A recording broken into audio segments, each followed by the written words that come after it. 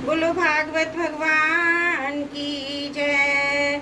श्रीमद् भागवत महापुराण तृतीय स्कंद 26वां अध्याय। महदादि भिन्न भिन्न तत्वों की उत्पत्ति। श्री भगवान ने कहा, माता जी, अब मैं तुम्हें प्रकृति और सब तत्वों के अलग अलग लक्षण बतलाता हूँ। इन्हें जानकर मनुष्य प्रकृति के गुणों से मुक्त हो जाता है।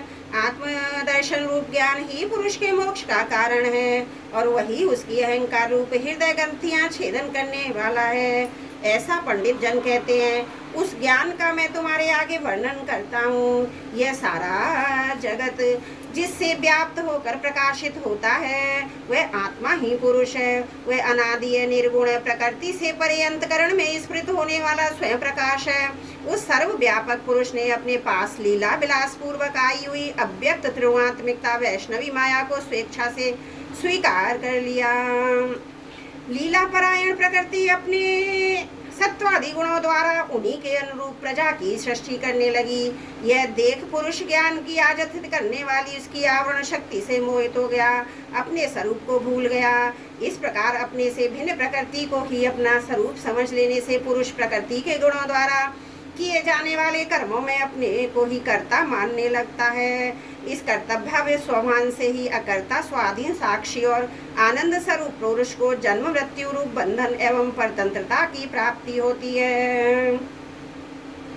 कार्य रूप शरीर, कारण रूप इंद्रियां तथा कर्ता रूप इंद्रिया अधिष्ठाता देवताओं में पुरुष जो अपनेपन का आरोप कर लेता है उसमें पंडित जन प्रकृति को ही कारण मानते हैं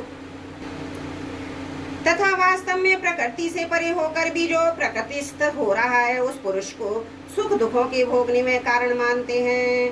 देवहूति ने कहा, पुरुषोत्तम, इस विश्व के स्थूल सूक्ष्म कार्य जिनके स्वरूप हैं और जो इसके कारण है उन प्रकृति और पुरुष का लक्षण भी आप मुझसे कहिए।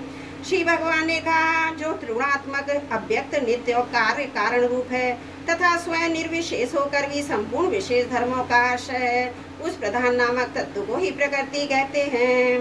5 महाभूत, 5 तन्मात्रा, 4 अंतकरण, 10 इंद्रियां, इन 24 तत्वों के समूह को विद्वान लोग प्रकृति का कार्य मानते हैं। पृथ्वी, जल, तेज, वायु, आकाश, ये 5 महाभूत हैं। गंध, रस, रूप, स्पर्श, शब्द, ये 5 तन्मात्र माने गए हैं। श्रोत, त्वचा, चक्षु, रसना, नासिका, वाक, पाणी, पाद, उपस्थ और पायु, ये 10 इंद्रियां हैं। मन, बुद्धि, चित्त, अहंकार, इन 4 के रूप में एक ही अंतकरण अपनी संकल्प, निश्चय, चिंता और अभिमान रूपा 4 प्रकार की वृत्तियों से लक्षित होता है। इस प्रकार तत्वज्ञानी पुरुषों ने सगुण ब्रह्म के सन्निवेश स्थान इन 24 तत्वों की संख्या बतलाई है। इसके सिवा जो काल है वो 25वां तत्व है। कुछ लोग काल को पुरुष से भिन्न तत्व न मानकर पुरुष का प्रभाव अर्थात ईश्वर की संहार कारणीय शक्ति बताते हैं, जिससे माया के कार्य रूप देहादि में आत्म तत्व का अभिमान करके अहंकार से मोहित और अपने को कर्ता मानने वाले जीव को निरंतर भय लगा रहता है। मनुपुत्री, जिनकी प्रेरणा से गुणों की साम्यावस्था रूप निर्विशेष प्रकृति में गति उत्पन्न होती है, वास्तव में वे पुरुष रूप भगवान ही काल कहे जाते हैं। इस प्रकार जो अपनी माया के द्वारा सब प्राणियों के भीतर जीव रूप से और बाहर काल रूप से व्याप्त है, वे भगवान ही 25वें तत्व हैं। जब परम पुरुष परमात्मा ने जीव के अदृष्टवश क्षोभ को प्राप्त हुई संपूर्ण जीवों की उत्पत्ति स्थान रूपा अपनी माया में शक्ति रूप वीर स्थापित किया तो उसमें तेजो में महत्त्व उत्पन्न हुआ। लय विक्षितवादी रहित तथा जगत के अंकुर रूप इस महत्त्व ने अपने में स्थित विश्व को प्रकट करने के लिए अपनी स्वरूप को आच्छादित करने वाले प्रलयकालीन अंधकार को अपने ही तेज से पी लिया। जो सतगुण में स्वच्छ शांत और भगवान की उपलब्धि का स्थान रूप चित्त है वही महतत्व है और उसी को वासुदेव कहते हैं। जिस प्रकार पृथ्वी आदि अन्य पदार्थों के संसर्ग से पूर्व जल अपनी स्वाभाविक फेन तरंग आदि रहित अवस्था में अत्यंत स्वच्छ विकार शून्य एवं शांत होता है, उसी प्रकार अपनी स्वाभाविक अवस्था की दृष्टि से स्वच्छ तत्व, विकार तत्व और शांत तत्व ही वृत्तियों सहित चित्त का लक्षण कहा गया है। तदंतर भगवान की वीर रूप चित शक्ति से उत्पन्न हुए मैं तत्व के विकृत होने से क्रिया शक्ति प्रदान अहंकार उत्पन्न होता है। वह वैकारिक तेजस और तामस भेद से 3 प्रकार का है। उसी से क्रमशः मन बुद्धियां पंच महाभूतों की उत्पत्ति हुई है। इस भूत इंद्रिय मन रूप अहंकार को ही पंडित जन साक्षात संकर्षण नामक सहस्त्र सिर वाले अनंत देव कहते हैं। इस अहंकार का देवता रूप से कर्तव्य, इंद्रिय रूप से करणत्व, पंचभूत रूप से कार्य तत्र रक्षण और सत्वादि गुणों के संबंध से शांतत्व, घोरतत्व, मूढ़त्व भी इसी के लक्षण है। उपरोक्त तो 3 प्रकार के अहंकार में से वैकारिक अहंकार के विकृत होने पर उससे मन हुआ, जिसके संकल्प विकल्पों से कामनाओं की उत्पत्ति होती है। मन सतत्व इंद्रियों के अधिष्ठाता अनिरुद्ध के नाम से प्रसिद्ध है। योगी जन शरतकालीन नीलकमल के समान श्याम वर्ण वाले नरुद्र जी को शनि शनि मन को वशीभूत करके आराधना करते हैं। साध्वी फिर तेजस अहंकार में विकार होने पर उससे बुद्धि तत्व उत्पन्न हुआ। वस्तु का स्पूर्ण रूप विज्ञान, इंद्रियों के व्यापार में सहायक होना, पदार्थों का विशेष ज्ञान करना, ये बुद्धि के कार्य, वृत्तियों के भेद से संशय, विपर्य, विपरीत ज्ञान, निश्चय, स्मृति और निद्रा भी बुद्धि के ही लक्षण है। यह विद्युत तत्व ही प्रधुमन है और इंद्रियां भी तेजस अहंकार का ही कार्य है।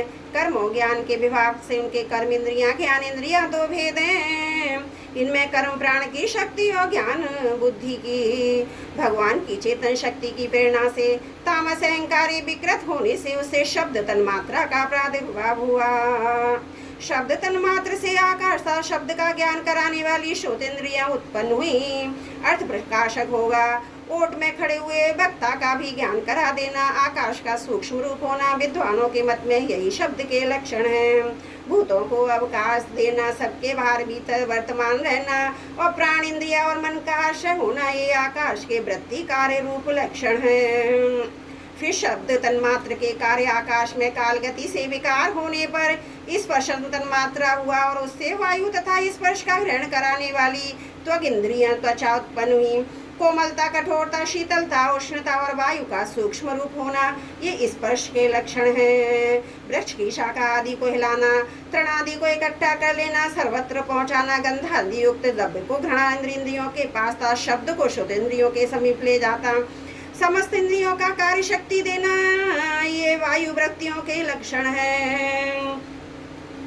तदंतर देव की प्रेरणा से स्पर्श तन्मात्रा विशिष्ट वायु के विकृत होने पर उससे रूप तन्मात्र हुआ। उससे तेज और रूप को उपलब्ध कराने वाली नेत्र इंद्रियों का प्रादुर्भाव हुआ। साध्वी वस्तु के आकार का बोध कराना, गौण होना, द्रव्य के अंग रूप से प्रतीत होना, द्रव्य का जैसा आकार, प्रकार और परिमाण आदि हो उसी रूप में उपलक्षित होना तथा तेज का स्वरूप भूत होना, ये सब रूप तन्मात्र की वृत्तियां हैं। चमकना, पकाना, शीत को दूर करना, सुखाना, भूख प्यास पैदा करना, उनकी निवृत्ति के लिए भोजन जल पान करना, ये तेज की वृत्तियां हैं। फिर देव की प्रेरणा से रूप तन्मात्र में ओज के विकृत होने पर उससे रस तन्मात्र हुआ और उससे जल तथा रस को ग्रहण कराने वाली रसेंद्रियां जिह्वा उत्पन्न हुई। रस अपने शुद्ध स्वरूप में एक ही है, किंतु अन्य भौतिक पदार्थों के संयोग से वह कसेला, मीठा, तीखा, कड़वा, खट्टा, नमकीन आदि कई प्रकार का हो जाता है। गीला करना, मिट्टी आदि को पिंडाकार बनाना, तृप्त करना, जीवित रखना, प्यास बुझाना, पदार्थों को मृदु कर देना, ताप की निवृत्ति करना, कूप आदि में से निकाल लिए जाने पर भी बार बार पुनः प्रकट हो जाना, ये जल की प्रवृत्तियां हैं। इसके पश्चात देव प्रेरित सरस रूप जल के विकृत होने पर उसे गंध तन्मात्र हुआ और उससे पृथ्वी तथा गंध को ग्रहण कराने वाली घ्राण इंद्रियां प्रकट हुई। गंध एक ही है, तथापि परस्पर मिले हुए द्रव्य भावों की न्यूनाधिकता से मिश्रित गंध, दुर्गंध, सुगंध, मृदु, तीव्र, अम्ल, खट्टा आदि अनेक प्रकार का हो जाता है। प्रतिमादि रूप से ब्रह्म की साकार भावना का आश्रय होना, जल आदि कारण तत्वों से भिन्न किसी दूसरे आश्रय की उपेक्षा न करना, स्थित रहना, जल आदि अन्य पदार्थों को धारण करना, आकाश आदि के अवच्छेदन होना, घटाकाश, मठाकाश आदि भेदों को सिद्ध करना तथा परिणाम विशेष से संपूर्ण प्राणियों के स्थित्व, पुरुषत्व आदि गुणों को प्रकट करना, ये पृथ्वी के कार्य रूप लक्षण हैं। आकाश का विशेष गुण शब्द, जिसका विषय वह श्रोतेंद्रियां हैं। वायु का विशेष गुण स्पर्श, जिसका विषय वह त्वग इंद्रियां हैं। तेज का विशेष गुण रूप, जिसका विषय वह नेत्रेंद्रियां हैं। जल का विशेष गुण रस, जिसका विषय वह रसेंद्रियां हैं। पृथ्वी का विशेष गुण गंध, जिसका विषय उसे घ्राणेंद्रियां कहते हैं। वायु आदि कार्य तत्वों में आकाश आदि कारण तत्वों के रहने से उनके गुण भी अनुगत देखे जाते हैं। इसलिए समस्त महाभूतों के गुण शब्द स्पर्श रूप रस गंध केवल पृथ्वी में ही पाए जाते हैं। जब मैं तत्व अहंकार और पंचभूत ये सात तत्व परस्पर मिल न सके, पृथक पृथक ही रह गए, तब जगत के आदि कारण श्री नारायण ने काल दृष्टि और सत्वादि गुणों के सहित उनमें प्रवेश किया। फिर परमात्मा के प्रवेश से शुद्ध और आपस में मिले हुए इन तत्वों में से एक जड़ अंड उत्पन्न हुआ। उस अंड से इस विराट पुरुष की उत्पत्ति हुई। इस अंड का नाम विशेष है। इसी के अंतर्गत श्री हरि के स्वरूप भूत 14 भुवनों का विस्तार है। ये चारों ओर से क्रमशः एक दूसरे से 10 गुने जल अग्नि वायु आकाश अहंकार में तत्व इन 6 आवरण से घिरा हुआ है। इन सब के बाहर 7वां आवरण प्रकृति का है। कारण में जल में स्थित उस तेजो में अंड से उठकर इस विराट पुरुष ने पुनः उसमें प्रवेश किया। फिर उसमें कई प्रकार के छिद्र किए। सबसे पहले उसमें मुख प्रकट हुआ, उससे बाक इंद्रियां, उसके अनंत बाक का अधिष्ठाता अग्नि उत्पन्न हुआ। फिर नाक के छिद्र से नथुने प्रकट हुए, उनसे प्राण सहित घ्राण इंद्रियां उत्पन्न हुई। घ्राण के बाद उनका अधिष्ठाता वायु उत्पन्न हुआ। तत्पश्चात नेत्र गोलक प्रकट हुए, उनसे चक्षु इंद्रियां प्रकट हुई। उसके अनंतर उसका अधिष्ठाता सूर्य उत्पन्न हुआ। फिर कानों के छिद्र प्रकट हुए, उनसे उनकी इंद्रियां श्रोत और उसके अभिमानी दिव्य देवता प्रकट हुए। इसके बाद उस विराट पुरुष के त्वचा उत्पन्न हुई, इसमें रोम मूछ दाढ़ी सिर के बाल प्रकट हुए। इनके बाद त्वचा की अभिमानी औषधियां अन्य आदि उत्पन्न हुई। इसके पश्चात लिंग प्रकट हुआ, इससे वीर और वीर के उदाहरण लिंग का अभिमानी आपो देव जल उत्पन्न हुआ। फिर गुदा प्रकट हुआ, इसमें पान हुआ। उसके अपान के बाद उसका अभिमानी लोगों के भयभीत कराने वाला मृत्यु देवता उत्पन्न हुआ। तदंतर हाथ प्रकट हुए, उनसे बल और बल के बाद हस्तेंद्रियों का अभिमानी इंद्र उत्पन्न हुआ। फिर चरण प्रकट हुए, उनसे गति गमन की क्रिया। फिर पादिंद्रियों का अभिमानी विष्णु देवता उत्पन्न हुआ। इसी प्रकार जब विराट पुरुष की नाड़ियां प्रकट हुई तो उनसे रुधिर उत्पन्न हुआ, उससे नदियां। फिर उसके उधर पेट प्रकट हुआ, उससे क्षुधा पिपाशा की अभिव्यक्ति हुई। फिर उधर का अभिमानी समुद्र देवता उत्पन्न हुआ। तत्पश्चात उसके हृदय प्रकट हुआ, हृदय से मन का प्राकट्य हुआ। मन के बाद उसका अभिमानी देवता चंद्रमा हुआ। फिर हृदय से ही बुद्धि, उसके पास उसका अभिमानी ब्रह्मा हुआ। तत्पश्चात अहंकार, उसके अनंतर उसका अभिमानी रुद्र देवता उत्पन्न हुए। इसके बाद चित्त और उसका अभिमानी क्षेत्रज्ञ प्रकट हुआ।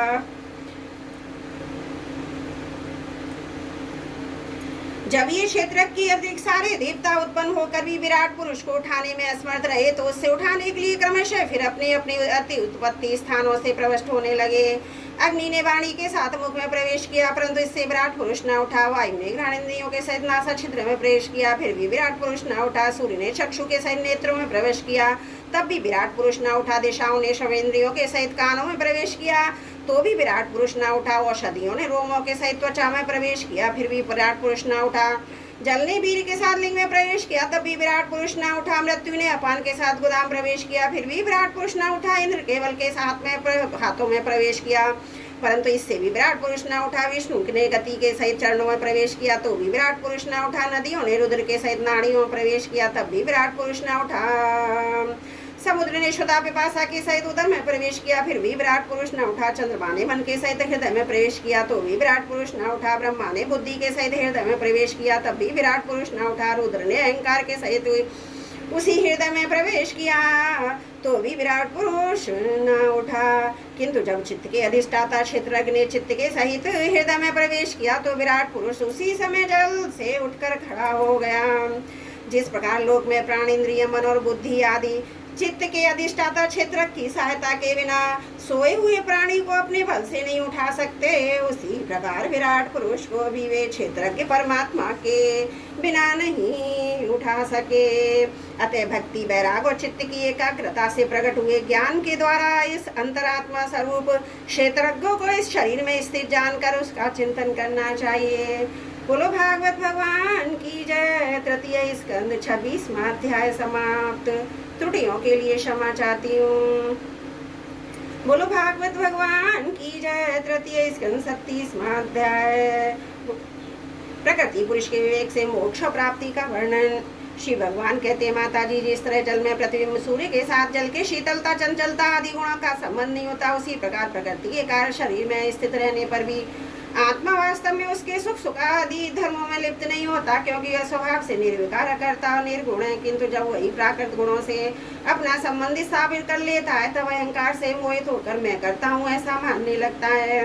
उस अवमान के कारण वह देह के संसर्ग से किए हुए पुण्य पाप रूप कर्मों के दोष से अपनी स्वाधीनता शांति खो बैठता है तथा उत्तम मध्यम और नीच योनियों में उत्पन्न होकर संसार चक्र में घूमता रहता है। जिस प्रकार स्वप्न में वह शोक आदि का कोई कारण न होने पर भी स्वप्न के पदार्थों में आस्था हो जाने के कारण दुख उठाना पड़ता है, उसी प्रकार भय शोक एवं जन्म मरण आदि स्वरूप संसार कोई सत्ता न होने पर भी अविद्यावश विषयों का चिंतन करते रहने से जीव का संसार चक्र कभी निवृत्त नहीं होता। इसलिए बुद्धिमान मनुष्य को उचित है कि सन्मार्ग विषय चिंतन में फंसे हुए चित्त को तीव्र भक्ति योग वैराग्य के द्वारा धीरे धीरे अपने वश में लावे। यमादि योग साधनों के द्वारा श्रद्धा पूर्वक अभ्यास चित्त को बारंबार एकाग्र करते हुए मुझ में सच्चा भाव रखने, मेरी कथा श्रवण करने, समस्त प्राणियों में संभाव रखने, किसी से वह न करने, आसक्ति के त्याग, ब्रह्मचर्य, मौन व्रत और बलिष्ठ अर्थात भगवान को समर्पित किए हुए स्वधर्म से जिसे ऐसी स्थिति प्राप्त हो गई कि प्रारब्ध के अनुसार जो कुछ मिला उसी में संतुष्ट रहता है, परिमित भोजन करना, सदा एकांत में रहना, शांत स्वभाव, सबका मित्र, दयालु, धैर्यवान है, प्रकृति और पुरुष के वास्तविक स्वरूप के अनुभव से प्राप्त हुए तत्व ज्ञान के कारण स्त्री पुत्र आदि संबंधियों के सहित इस देह में मेरेपन का और मैं मिथ्या अभिनिवेश नहीं करता, बुद्धि की जागृत आदि अवस्थाओं से भी अलग हो गया है तथा परमात्मा के सिवा कोई और वस्तु नहीं देखता। वह आत्मदर्शी मुनि नेत्रों से सूर्य को देखने की भांति अपने शुद्ध अंतकरण द्वारा परमात्मा का साक्षात्कार कर उस अद्वितीय पद को प्राप्त हो जाता है जो देहादि संपूर्ण उपाधियों से पृथक अहंकार आदि मिथ्या वस्तुओं में सत्य रूप से भासने वाला, जगत कारण भूता प्रकृति का अधिष्ठान, महदादि कार्य वर्ग का प्रशासक और कार्य कारण रूप संपूर्ण पदार्थों में व्याप्त है। जिस प्रकार जल में पड़ा हुआ सूर्य का प्रतिबिंब दीवार पर पड़े हुए अपने आभास के संबंध से देखा जाता है, जल में दिखने वाले प्रतिबिंब से आकाश स्थित सूर्य का ज्ञान होता है, उसी प्रकार वैकारिक आदि भेद से तीन प्रकार का अहंकार देह, इंद्रिय और मन में स्थित अपने प्रतिबिंबों से लक्षित होता है। फिर सत परमात्मा के प्रतिबिंब युक्त उस अहंकार के द्वारा सत्य ज्ञान स्वरूप परमात्मा का दर्शन होता है, जो सुषुप्ति के समय निद्रा से शब्द आदि भूत सूक्ष्म इंद्रियों, मन, बुद्धि आदि के अव्याकृत में लीन हो जाने पर स्वयं जागता रहता है, सर्वदा अहंकार शून्य है। जागृत अवस्था में आत्मा भूत सूक्ष्म आदि दृश्य वर्ग के दृष्टा रूप में स्पष्टतया अनुभव में आता है, किंतु सुषुप्ति के समय अपने उपाधिभूत अहंकार का नाश होने से ब्रह्मवश अपने को भी नष्ट कर लेता है। जिस प्रकार धन का नाश हो जाने पर मनुष्य अपने को भी नष्ट हुआ मानकर अत्यंत व्याकुल हो जाता है, उसी प्रकार भी अत्यंत विवश होकर नष्टवत हो जाता है। माताजी इन सब बातों का मनन करके विवेकी पुरुष अपने आत्मा का अनुभव कर लेता है, जो अहंकार के सहित संपूर्ण तत्वों का अधिष्ठान और प्रकाशक है। देवहूति ने पूछा, प्रभु पुरुष और प्रकृति दोनों ही नित्य एक दूसरे के आश्रय से रहने वाले हैं, इसलिए प्रकृति तो पुरुष को कभी छोड़ ही नहीं सकती। ब्रह्मन जिस प्रकार गंध और पृथ्वी तथा रस और जल की पृथक पृथक स्थिति नहीं हो सकती, उसी प्रकार पुरुष और प्रकृति भी एक दूसरे को छोड़कर नहीं रह सकते। अतः जिनके आश्रय से अकर्ता पुरुष कर्म बंधन प्राप्त होता है, उन प्रकृति के गुणों के रहते हुए केवल यह पद कैसे प्राप्त होगा? यदि तत्वों का विचार करने से कभी यह संसार संबंधन का तीव्र भय निवृत्त भी हो जाए, तो भी उसके निमित्त भूत प्राकृत गुणों का भाव न होने से भय फिर उपस्थित हो सकता है। श्री भगवान ने कहा, माता जी, जिस प्रकार अग्नि का उत्पत्ति स्थान अरण्य अपने से ही उत्पन्न अग्नि से जलकर भस्म हो जाती है, उसी प्रकार निष्काम भाव से किए हुए स्वधर्म पालन द्वारा अंतकरण शुद्ध होने से बहुत समय तक भगवत कथा श्रवण द्वारा पुष्ट हुई मेरी तीव्र भक्ति से तत्व साक्षात्कार कराने वाले ज्ञान से प्रबल वैराग्य से व्रत नियम आदि की सहित किए हुए ध्यान अभ्यास से और चित्त की प्रगाढ़ एकाग्रता से पुरुष की प्रगति अविद्या दिन रात क्षीण होती हुई धीरे धीरे लीन हो जाती है। फिर नित्य प्रति दोष देखने से भोग कर त्यागी हुई प्रकृति अपने स्वरूप में स्थित व स्वतंत्र बंधन मुक्त हुए उस पुरुष का कुछ भी नहीं बिगाड़ सकती।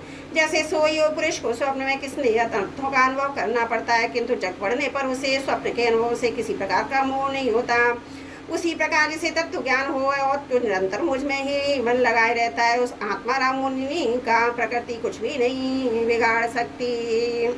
जब मनुष्य अनेकों जन्मों में बहुत समय तक इस प्रकार आत्मचिंतन में ही निमग्न रहता है, तब उसे ब्रह्मलोक पर्यंत सभी प्रकार के भोगों से वैराग्य हो जाता है। मेरा वह धैर्यवान भक्त मेरी ही महती कृपा से तत्व ज्ञान प्राप्त करके आत्मानुभव के द्वारा सारे संशयों से मुक्त हो जाता है। फिर लिंग देह का नाश होने पर एकमात्र मेरे ही आश्रित अपने स्वरूपभूत केवल संख्यक मंगलमय पद को सहज में ही प्राप्त कर लेता है, जहाँ पहुँचने पर योगी फिर लौट कर नहीं आता। माता जी, यदि योगी का चित्त योग साधना से बड़ी हुई माया मई अणिमयी सिद्धियों में जिनकी प्राप्ति का योग के सिवा दूसरा कोई साधन नहीं है, नहीं फंसता, तो उसे मेरे वह अविनाशी परम पद प्राप्त होता है जहाँ मृत्यु की कुछ भी दाल नहीं गलती। बोलो भागवत भगवान की जय। तृतीय स्कंद 27वां अध्याय समाप्त। त्रुटियों के लिए क्षमा चाहती हूँ। बोलो भागवत भगवान की जय। तृतीय स्कंद 28वां अध्याय अष्टांग योग की विधि। कपिल भगवान कहते हैं, माता जी, अब मैं तुम्हें सभी ध्येय स्वरूप के आलम्बन से युक्त योग का लक्षण बतलाता हूँ, जिसके द्वारा चित्त शुद्ध एवं प्रसन्न होकर परमात्मा के मार्ग में प्रवृत्त हो जाता है। यथाशक्ति शास्त्रविद स्वधर्म का पालन करना तथा शास्त्र विरुद्ध आचरण का परित्याग करना, प्रारब्ध के अनुसार जो कुछ मिल जाए उसी में संतुष्ट रहना,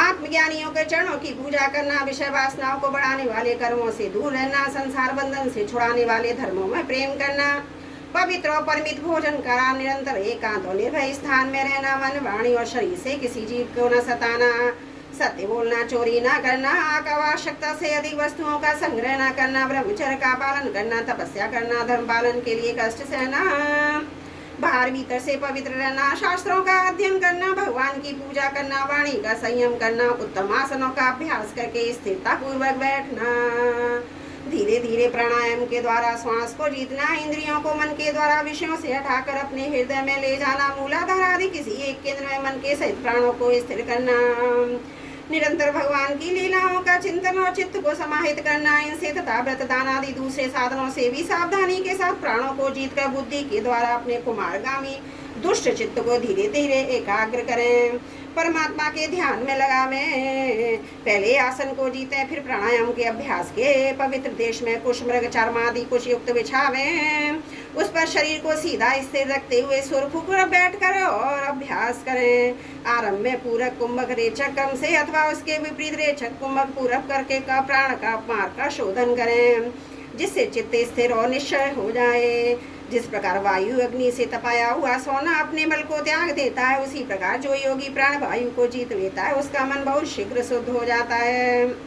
यत योगी को उचित है कि प्राणायाम से बात पित्तादि जनित दोषों को, धारणा से पापों को, प्रत्याहार से विषयों के संबंध को, ध्यान से भगवत मुख करने वाले राग द्वेष आदि दुर्गुणों को दूर करें। जब योग का अभ्यास करते करते चित्त निर्मल और एकाग्र हो जाए, तब नासिका के अग्रभाग में दृष्टि जमा कर इस प्रकार भगवान की मूर्ति का ध्यान करें। भगवान का मुख कमल अंदर से प्रफुल्ल, नेत्र कमल कोश के समान रत्नारे हैं, शरीर नील कमल के समान श्याम है, हाथों में शंख चक्र गदा धारण किए हैं, कमल की केसर के समान पीला रेशमी वस्त्र लहरा रहा है, वक्षस्थल में शिवस्त्रित है, गले में कौस्तुभ मणि झिलमिला रही है, बनमाला चरणों तक लटकी हुई है, जिसके चारों ओर भोरे सुगंध से मत वाले होकर मधुर गुंजार कर रहे हैं। अंग प्रत्यंग में महामूल्य हार, कंकड़, क्रीड, भुजबंध और नुपुर आदि आभूषण विराजमान हैं। कमर में करदनी की लड़ियां उसकी शोभा बढ़ा रही हैं। भक्तों के हृदय कमल में उनके आसन है, उनका दर्शनीय श्याम सुंदर स्वरूप अत्यंत शांत एवं मन और नैनों को आनंद करने वाला है।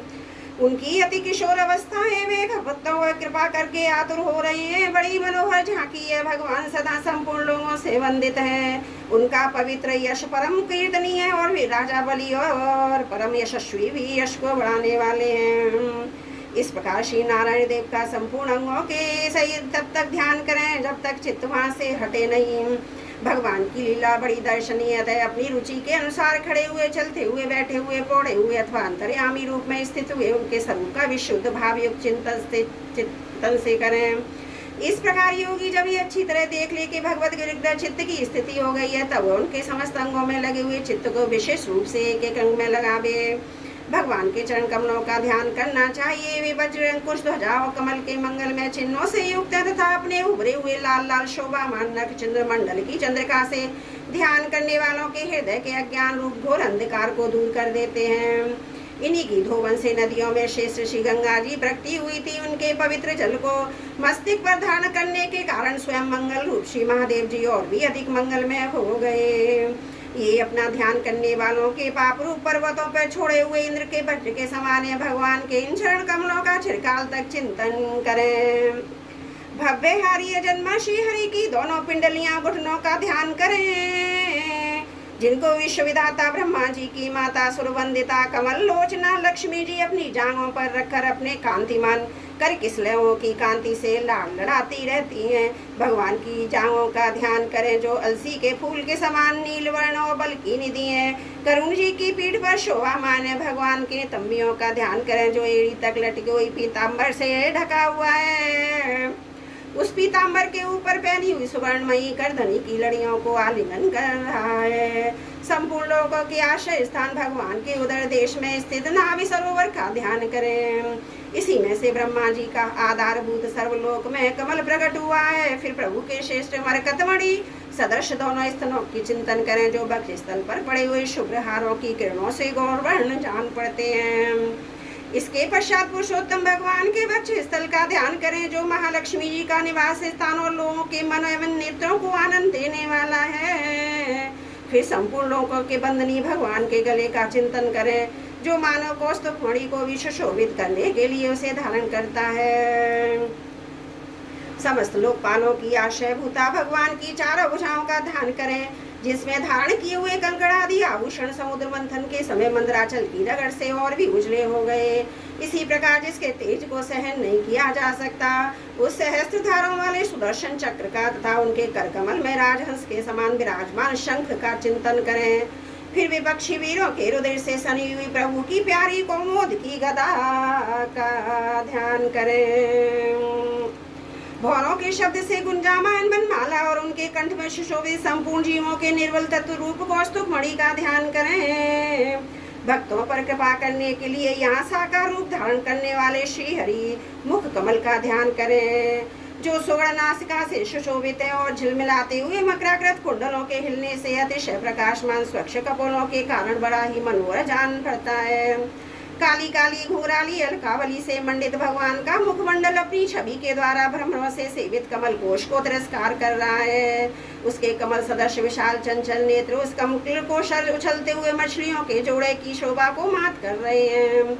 उन्नत भ्रूलताओं से सुशोभित भगवान के ऐसे मनोहर मुखार बिंद की मन में धारणा करके आलस्य रहित हो इसी का ध्यान करें। हृदय गुहा में चिरकाल तक भक्ति भाव से भगवान के नेत्रों की चितवन का ध्यान करना चाहिए जो कृपा से और प्रेम भरी मुस्कान से क्षण क्षण अधिकाधिक बढ़ती रहती है। विपुल प्रसाद की वर्षा करती रहती है। भक्तजनों के अत्यंत घोर तीनों तापों को शांत करने के लिए प्रकट हुई है। श्री हरि का हास्य प्रणजंत्र के तीव्र से तीव्र शोक को अश्रुसागर को सुखा देता और अत्यंत उदार है। मुनियों के हित के लिए कामदेव को मोहित करने के लिए अपनी माया से श्री हरि ने अपने भूमंडल को बनाया उनका ध्यान करना चाहिए। अत्यंत प्रेमार्थ भाव से अपने हृदय में विराजमान श्री हरि के खिलखिलाकर हंसने का ध्यान करें जो वस्तुतः ध्यान के ही योग्य तथा जिसमें ऊपर और नीचे दोनों होठों की अत्यधिक अरुण कांति के कारण उनके कुंदकली के समान शुभ्र छोटे छोटे दांतों पर लाल मासी प्रतीत होने लगी है। इस प्रकार ध्यान में तन्मय होकर उसके सिवा किसी अन्य पदार्थ को देखने की इच्छा न करें। इस प्रकार के ध्यान के अभ्यास से साधक का श्री हरि में प्रेम हो जाता है। उसका हृदय भक्ति से द्रवित हो जाता है। शरीर में आनंद अतिरिक्त के कारण रोमांच होने लगता है।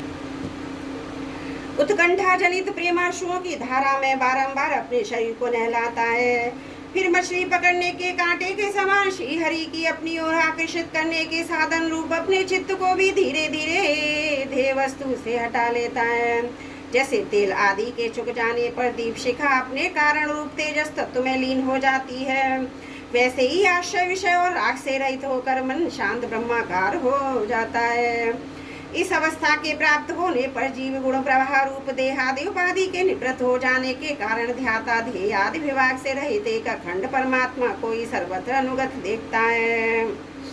योग अभ्यास से प्राप्त हुए चित्त की सविद्या रहित लय रूप निवृत्ति से अपनी सुख दुख रहित ब्रह्म रूप महिमा में स्थित होकर परमात्मा तत्व का साक्षात्कार कर लेने पर योगी जिस सुख दुख के भोग तत्व को पहले अज्ञानवश अपने स्वरूप में देखता था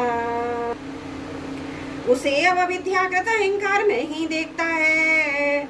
जिस प्रकार मदिरा के मत से मत वाले पुरुष को अपनी कमर पर लपेटे हुए वस्त्र के रहने या गिरने की कुछ भी सुधि नहीं रहती उसी प्रकार चरमावस्था को प्राप्त हुए सिद्ध पुरुष को भी अपनी देह के बैठने उठने अथवा देववश कहीं जाने या लौट आने के विषय में कुछ भी ज्ञान नहीं रहता, क्योंकि वह अपने परमानंद में स्वरूप में स्थित है। उसका शरीर तो पूर्व जन्म के संस्कारों के अधीन है, अतः जब तक उसका आरंभ तक प्रारब्ध शेष है तब तक वह इंद्रियों के सहित जीवित रहता है। किंतु जिसे समाधि पर्यंत योग की स्थिति प्राप्त हो गई है और जिसने परमात्मा तत्व को भी भली भांति जान लिया है, वह सिद्ध पुरुष पुत्र कल रात्रि के सहित इस शरीर को स्वप्न में प्रतीत होने वाले शरीरों के समान फिर स्वीकार नहीं करता, फिर उसमें अंता ममता नहीं करता। जिस प्रकार अत्यंत स्नेह के कारण पुत्र धनादि में वे साधारण जीवों की आत्मबुद्धि रहती है, किंतु थोड़ा सा विचार करने से ही उनसे स्पष्टतया अलग दिखाई देते हैं, उसी प्रकार जिन्हें अपना आत्मा मान बैठा है उन देहादि से भी उनका साक्षी पृथक ही है। जिस प्रकार जलती हुई लकड़ी से, चिंगारी से, स्वयं अग्नि से ही प्रकट हुए धुएं से तथा अग्नि रूप मानी जाने वाली उस जलती हुई लकड़ी से भी अग्नि वास्तव में पृथक ही है, उसी प्रकार भूत इंद्रिय अंतकरण से उनका साक्षी आत्मा अलग है तथा जीव कहलाने वाले इस आत्मा से भी ब्रह्म भिन्न है और प्रकृति से उसके संचालक पुरुषोत्तम भिन्न है। जिस प्रकार देह दृष्टि से जरायुज, अंडज, स्वदेयज और उद्देश्य चारों प्रकार के प्राणी पंचभूत मात्र हैं, उसी प्रकार संपूर्ण जीवों में आत्मा को और आत्माओं में संपूर्ण जीवों को अनन्य भाव से अनुभूत देखें। जिस प्रकार एक ही अग्नि अपने पृथक पृथक आशों में उनकी विभिन्नता के कारण भिन्न भिन्न आकार का दिखाई देता है, उसी प्रकार देव वंश आदि शरीरों में रहने वाला एक भी आत्मा अपने आशयों के गुण भेद के कारण भिन्न भिन्न प्रकार का भासता है। अतः भगवान का भक्त जीव के स्वरूप को छिपा देने वाली कार्य कारण रूप से परिणाम को प्राप्त हुई भगवान की सचिंत शक्तिमयी माया को भगवान की कृपा से ही जीत कर अपने वास्तविक स्वरूप ब्रह्म में स्थित होता है। बोलो भागवत भगवान की जय। तृतीय स्कंद 28वां अध्याय समाप्त। त्रुटियों के लिए क्षमा चाहती हूँ।